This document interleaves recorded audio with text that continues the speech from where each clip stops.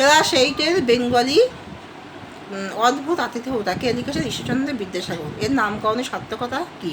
এর নামকরণের সার্থকতা হলো অদ্ভুত আতিথেয়তা। কারণ আরবদের সবথেকে বড় ধর্ম হলো অতিথিকে সেবা শুশ্রূষা করা। তাই অতিথি জ্ঞানে যখন মূর্ষ সেনাপতিকে সেবা শুশ্রূষা করে খাদ্য পানীয় দিয়ে তার প্রাণ বাঁচালো, তো তারপরে কথোপকথন জানতে পারলেন যে এই ব্যক্তিরা পিতার হত্যাকারী, কিন্তু তিনি তাকে এই পিতার হত্যাকারী তার সবথেকে বড় শত্রুকে তিনি বধ করতে পারলেন না। আশ্রয়স্থলে বধ করা তাদের ধর্মে নেই, তাই তাকে সুস্থভাবে যাওয়াতে ব্যবস্থা করে দিতে হবে, এটাই তাদের ধর্ম।